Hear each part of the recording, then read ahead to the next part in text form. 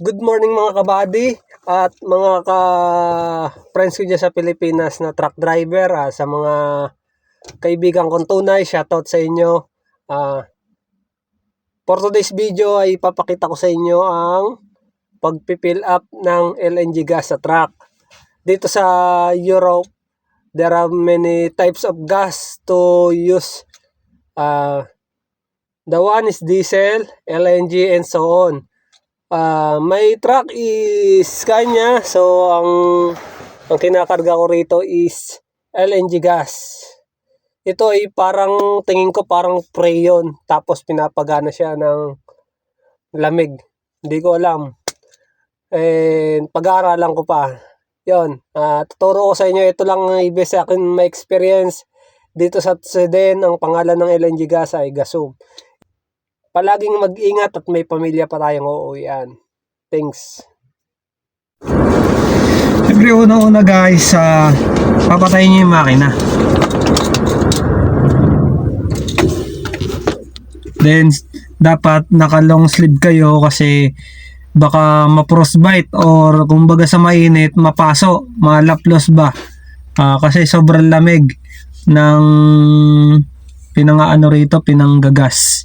Parang freon.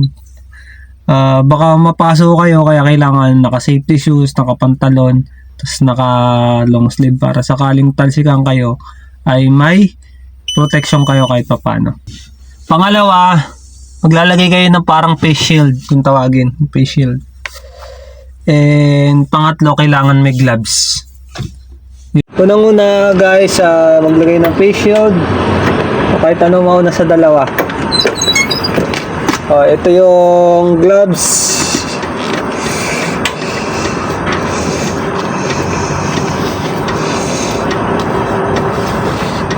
Then ito yung face shield. Hindi ka na.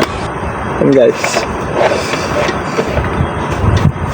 Kailangan may protection pa rin ng mata nyo. Ang una nating isasalpak ay ventilation. Magbe-vent tayo.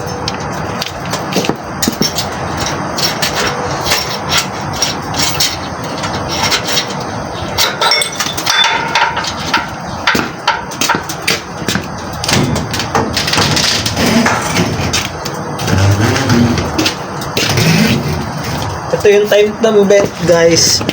Meron siyang lock. Makikita niya meron siyang lock. Meron kasi yung parang pinaka ron pinaka pin niya. Iikot niyo lang.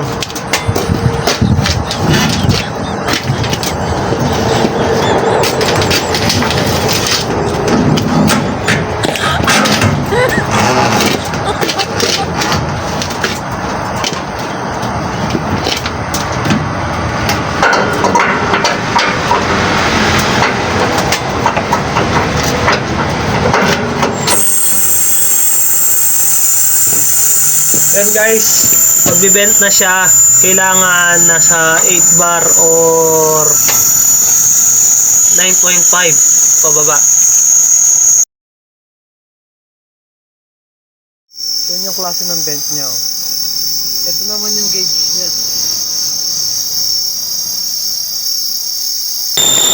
Tapos guys, pag nasa 8.5 na siya, pwede na siyang tanggalin at isasalpak na natin yung pinaka nozzle niya.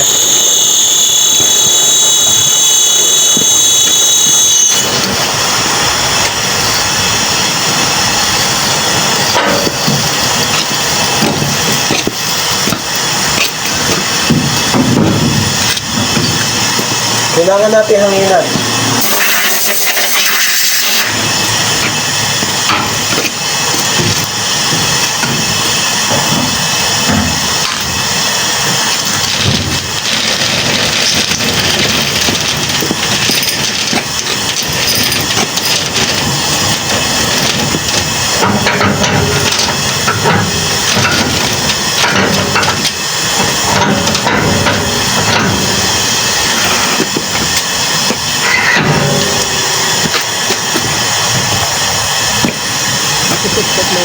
Kailangan natin magbayad via card.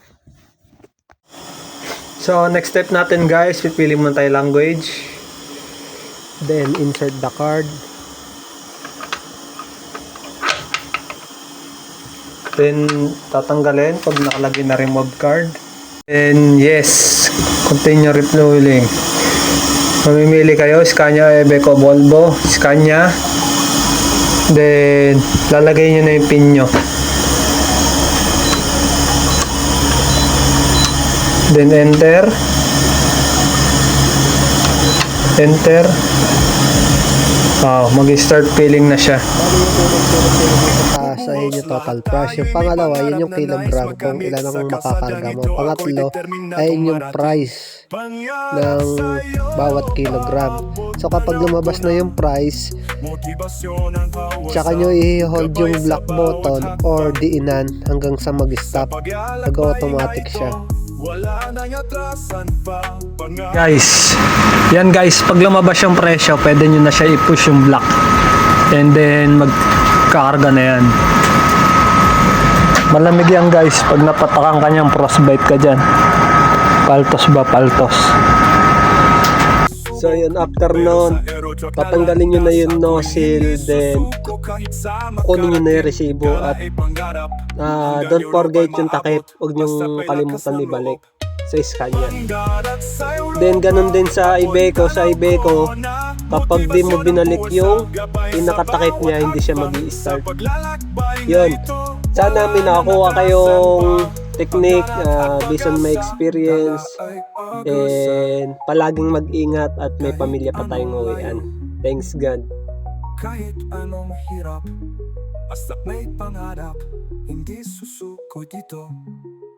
Sa bawat milestone ng paglalakbay, tayo'y magtatagumpay, wala nang hirap pa.